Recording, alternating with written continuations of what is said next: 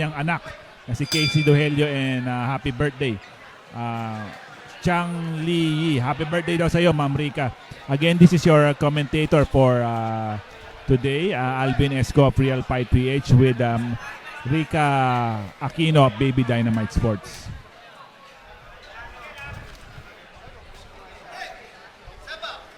Maagang pagpapakitang gilas ng dalawang fighter na to, partner.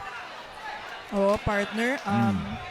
Itong si Bacalando, early in this round is going to the body. Oh. Closing the distance, trying to press the action against Elorde Fighting BF's Brian Ascano. Pagtapos po nito, may isa pang laban bago babos yung si Dan Duckless na po. Dami rin nag-aabang kasi dyan sa laban na yan. Rematch yan ni Dan Duckless at ni Michael Agustin. Sabi ni Coach Alcobra, ano daw? Nako, Happy birthday daw. Thank you, Coach Aprilito Alcopra. Maraming salamat po.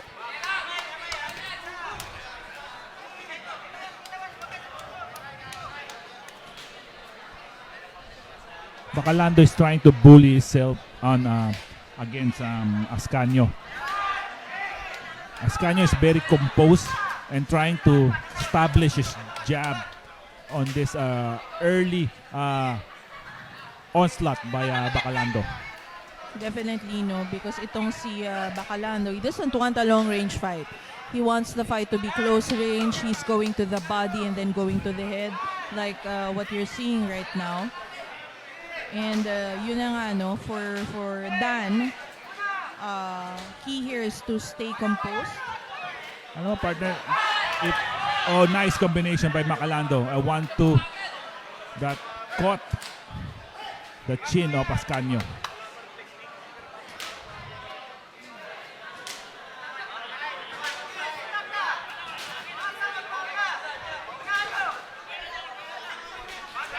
If I'm not mistaken, partner, Bacalando last spot also here in UKC. Although he did score a knockdown against Vergel Serrano Ponteras, he lost by a narrow decision doon sa laban na yon. Yes, definitely. Hook body by Ascanio, our referee, does not stop the fight.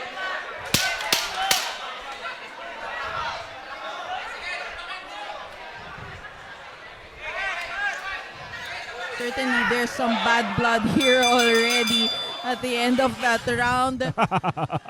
Bacalando seemed to did not take that well, and he was signaling something to our referee. But then again, the fight was not stopped. So here we go. We are entering round 2. Sabi ni Leon Aprong, good luck, Brad. Matiraang matibay. Sa Pilipinas talagang matiraang matibay dito ngayon nowadays. Certainly. In general, life in the Philippines is so hard right now.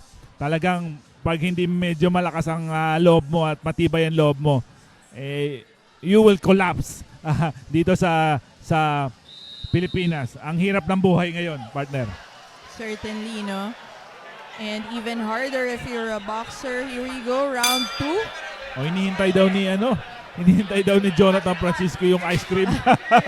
Ice cream of the year. Sana naman. Sana po. Here we go, Bacalando going to the body.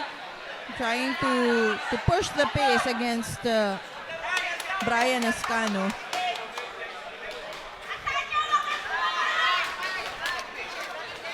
Ang nangyayari dito, partner, pagka-jab ni Ascanio, umaatras siya ng walang purpose. Kaya siya napapasukan ni Bacalando, partner.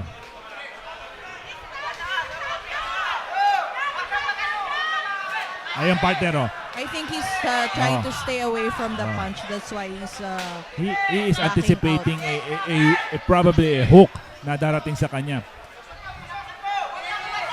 Pero masyadong mahaba yung atras niya, partner, at nakakapagod bumalik sa in front. think in line with what you said, there you go. Whenever he moves with the combination, that's a successful sequence for him.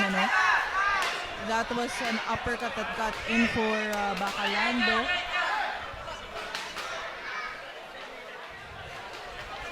Batiin natin yung isa sa mga boss natin, si Sir Bong Raul Navarrete ng B Athletic, Yes, Sir sa Bong, thank you so walang much. sawang pagtulong sa atin at sa industriya ng boxing. Of course, one of the key players in boxing, ang nagdadamit sa ating mga boxers, giving them prime athletic wear. Ren Nasakdalan watching from Lebax. Sultan Kudarat, kamusta po kayo lahat dyan? Body shot by Ascano. Hook, an upper hook. They're exchanging in close range. Oh, Don't- simultaneous shots that landed. Partner, don't be deceived about Bacalando. May power to sa dalawang kamay niya, partner, ha? Of course, of course. Actually, pareho sila, holding power in heavier division, in the lightweight division. Partner, nakikita mo na ba yung evolution ng Philippine boxing? Dumadami na yung mga boksingero natin on a heavier division.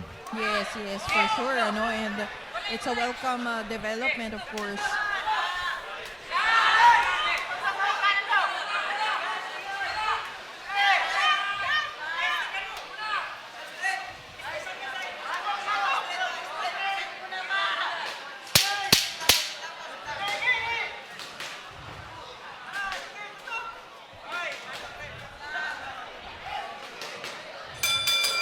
There you have it. I think tama ka, partner. What can Brian Ascano do against a very aggressive Marlon Bacalando? Because whenever he initiates or he probes him with a jab, kinaka-counteran siya. So ano kaya yung magandang solusyon? And makikita natin yan siguro with this corner, how they can adjust. And similarly, itong si Bacalando naman, has been hitting and missing some shots kasi nga the aggression is should we say needs a little more refinement. Kasi partner, yung Ascanio, pag bumato siya ng magandang jab at tumama siya, masyadong malayo yung atras niya. Kasi he is anticipating, ulitin ko, he is placing a very power punch from Bacalando. So, iniiwasan niya na agad, di pa dumarating. Dapat medyo he could go side and probably come back with this combination. Yeah. Oo, hindi Easier pwedeng ganun ways kalayo yung niya atras.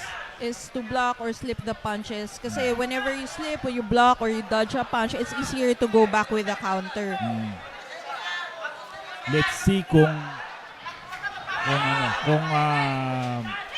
how his corner instructed this round number 3.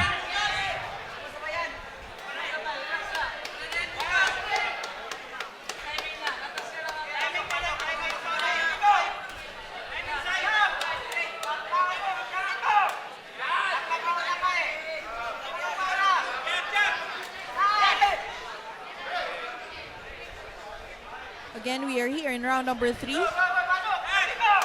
Brian Ascano versus Marlon Bacalando. Quick counter left by Ascano. Bacalando goes to the body, peppers the body with body shots.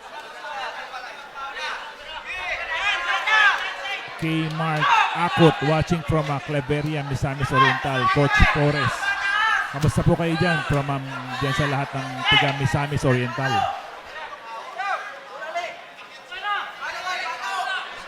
A pretty even match, partner, no? So far, on the middle of round number 3, both of the fighter are trading heavy blows to each other. Certainly, partner, at round 3, again, we have Four 4 rounds. rounds. So you can expect really high pressure and high volume punching here. Anyone to win this fight. Kanina pa sineset up ni Ascano yung upper niya. Hindi lang talaga sumosolido, but he is trying very hard to nail Bacalando with a great uppercut. That's because Bacalando's also moving his body and his head. No? That's what happens Yes. when ano bang tawag dyan? Malikot. Siyempre, mahirap. It's hard to land a shot Siguro yung against a angle. moving target. Siguro yung angle, partner. Kasi Or he should set it up with a jab. Kasi yun nga, nakaka-counter.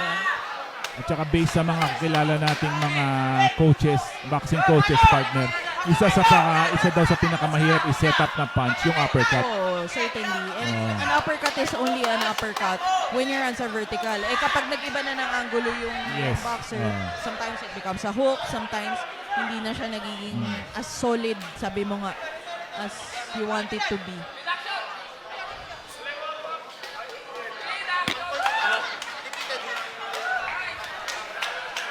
There you go, a deduction against... Yes, referee Gerald Basig deducted 1 points to Bacalando for excessive punching at the back of the head. Yeah. As we all know, that's illegal. That's what you call also the rabbit punch.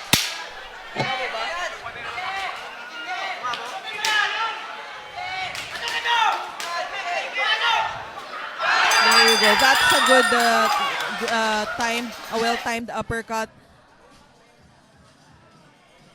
Di pa tapos, no, partner? This is just round 3. May isang round pa.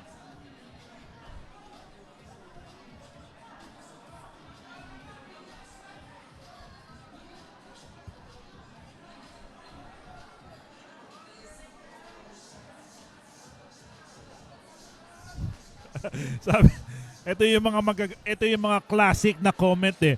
Sabi ni Coach Bonga Rizal, ang sungit naman ni Rep.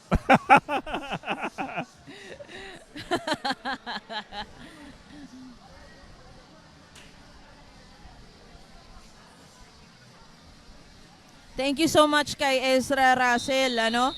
Isa rin yan sa mga Ilorde boxers natin. Thank Yes. you, Reynan Sambalod, who is watching for Joji Pakamalan. Isa rin sa malalaking fights that we have today. Yes. Undefeated Joji Pacamalan. Final round of this lightweight encounter between Brian Escano, yung nakaitim, at saka yung nakadilaw at nakaitim si Marlon Bacalando. Meron yan. Bottom ba to? Patingin ako.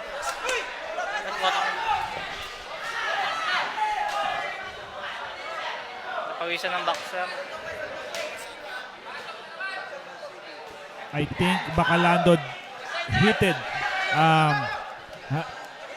Ascano again at the back of the head, and I think he was given a warning again by Yeah. Gerald Basig. Definitely. Yun naman eh, no? You give warnings and then when you reach like, I think, the third warning, a point is deducted, and then when you reach another 2, another point will be deducted. Rayhold Lita watching from Namibia. Ito yung game ni Bacalando, partner. He's really gonna make it dirty. He's gonna make it rough for you. And it's up to Brian Ascano to maintain composure, land those shots cleanly, to land clean shots, ano?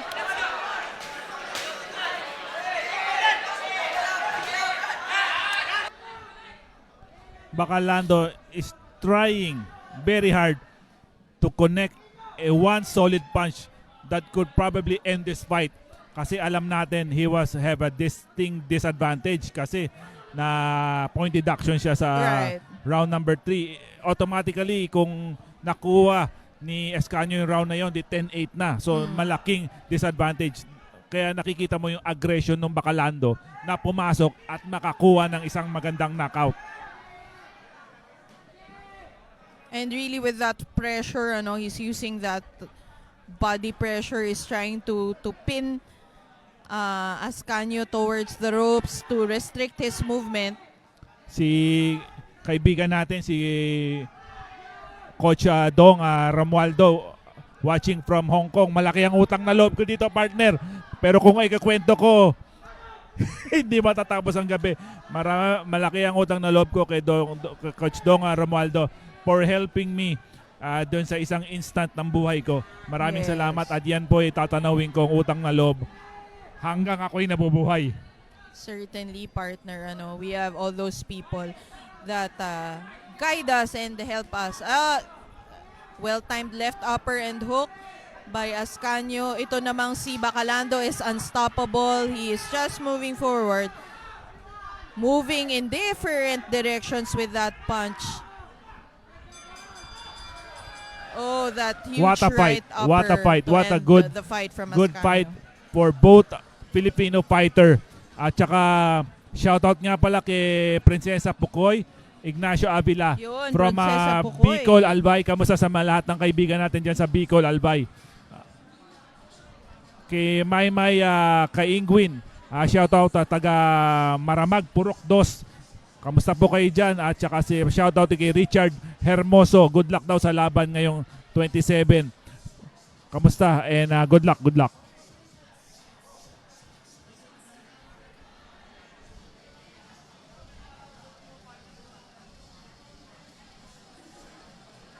At again, continue to like and share this video given to you by Elorde TV. Like and share po.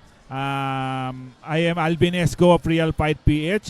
Kasama ko si Rica Aquino Uy of Baby Dynamite Sports, collectively known as Rica Albination. Thank you for your patronage on our team at saka yung buong team ng Elorde TV.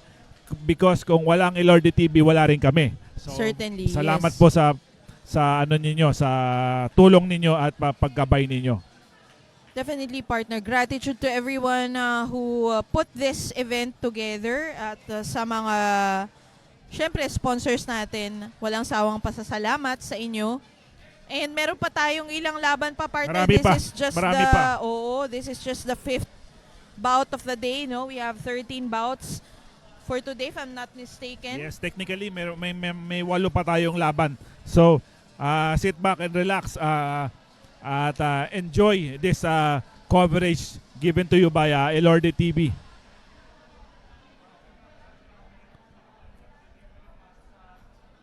Yung Toyogon medyo medyo malayo pa.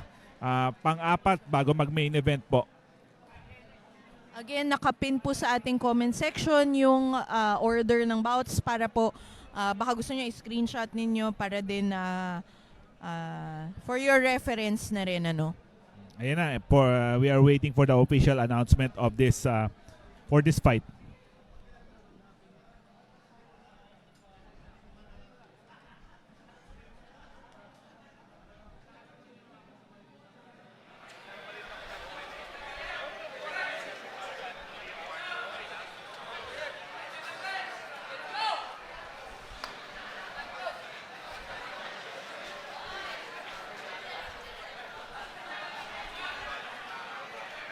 Powell Balaba, shoutout daw kay Amigo Mechoroda na lalaban ngayon.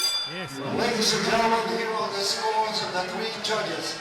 General Durandon scores about 38-37. Noel Huntington scores about 38-37. And Hugo scores it 39-36. On to the winner by unanimous decision, Brian Ascano. Brian Ascano is your winner for this bout from Elorde Fight Team BF against Marlon Bacalando of Muntinlupa City. After the Chris Tanque